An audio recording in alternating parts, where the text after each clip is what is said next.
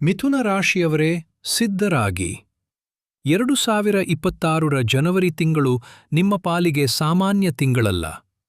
ಕಳೆದ ಹಲವು ತಿಂಗಳುಗಳಿಂದ ನೀವು ಅನುಭವಿಸುತ್ತಿದ್ದ ಕಷ್ಟಗಳು, ಅಡೆತಡೆಗಳು ಈಗ ಮಂಜಿನಂತೆ ಕರಗುವ ಸಮಯ ಬಂದಿದೆ. ಮಿಥುನ ರಾಶಿಯವರ ಜಾತಕದಲ್ಲಿ ಈ ತಿಂಗಳು ಅಂತಹದೊಂದು ಅಚ್ಚರಿಯ ಘಟನೆ ಸಂಭವಿಸಲಿದೆ. ಅದನ್ನು ಕೇಳಿದರೆ ನೀವು ಬೆರಗಾಗುವುದು ಖಂಡಿತ. ಆ ಅದೃಷ್ಟದ ಕ್ಷಣ ಯಾವುದು ಎಂದು ತಿಳಿಯಲು ಈ ವಿಡಿಯೋವನ್ನು ಪೂರ್ತಿಯಾಗಿ ನೋಡಿ.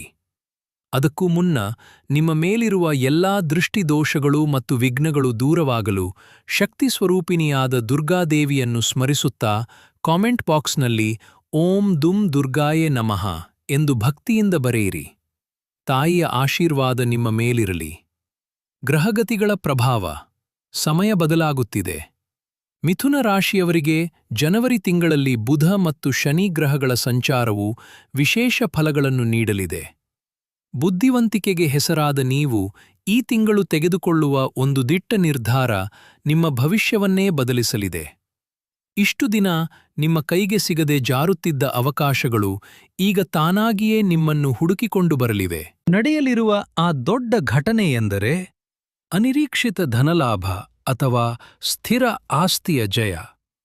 ಹೌದು, ಬಹಳ ದಿನಗಳಿಂದ ಕಾನೂನು ಸಂಘರ್ಷದಲ್ಲಿ ಸಿಲುಕಿದ್ದ ಜಾಗ ಅಥವಾ ಆಸ್ತಿ ನಿಮ್ಮ ಪಾಲಾಗುವ ಸಂಭವವಿದೆ. ಅಷ್ಟೇ ಅಲ್ಲ, ವಿದೇಶ ಪ್ರಯಾಣ ಅಥವಾ ದೂರದ ಊರಿಗೆ ವರ್ಗಾವಣೆಯಾಗಲು ಕಾಯುತ್ತಿದ್ದವರಿಗೆ ಈ ತಿಂಗಳು ಸಿಹಿ ಸುದ್ದಿ ಸಿಗಲಿದೆ. ಉದ್ಯೋಗ ಮತ್ತು ವ್ಯಾಪಾರ. ಉದ್ಯೋಗಸ್ಥರಿಗೆ ಈ ತಿಂಗಳು ಬಡ್ತಿ ಸಿಗುವ ಬಲವಾದ ಯೋಗವಿದೆ.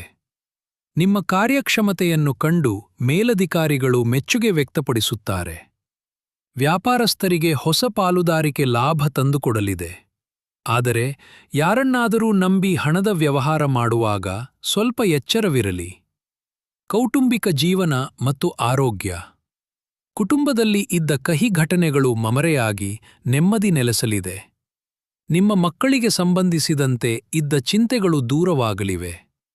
ಆರೋಗ್ಯದ ವಿಚಾರದಲ್ಲಿ ಹಳೆಯ ನೋವುಗಳು ಅಥವಾ ಸಮಸ್ಯೆಗಳು ಈ ತಿಂಗಳು ಗುಣಮುಖವಾಗುವ ಲಕ್ಷಣಗಳಿವೆ. ಧಾರ್ಮಿಕ ಕಾರ್ಯಗಳಲ್ಲಿ ನಿಮ್ಮ ಆಸಕ್ತಿ ಹೆಚ್ಚಾಗಲಿದೆ. ಎಚ್ಚರಿಕೆಯ ಮಾತು. ಅತಿಯಾದ ಆತ್ಮವಿಶ್ವಾಸ ಬೇಡ.